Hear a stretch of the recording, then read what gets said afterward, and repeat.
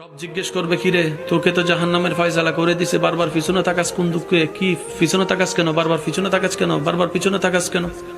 সে বান্দা বলবে, আল্লাহ, দুনিয়াতে আলেম ওলামার মুখে শুনেছি তোমার নাম নাকি একটা রহমান আছে, একটা নাম রহিম আছে, একটা নাম গাফফার আছে।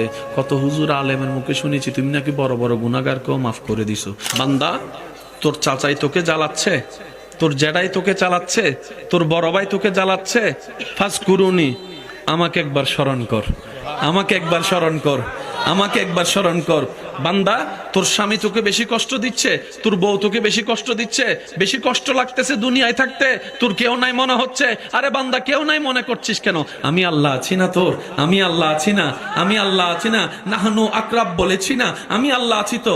ফাজকুরুনি, একবার স্মরণ কর না আমাকে, একবার স্মরণ কর না আমাকে, একবার স্মরণ কর না আমাকে। আযকুরুকুম, ওই কঠিন বিপদে শান্তির ব্যবস্থা তোর জন্য তোর মালিক, তোর খালিক, তোর রব আমি রব্বুল আলামিন করে দিবই দিব। যথাসময়ে বলেন সুবহান।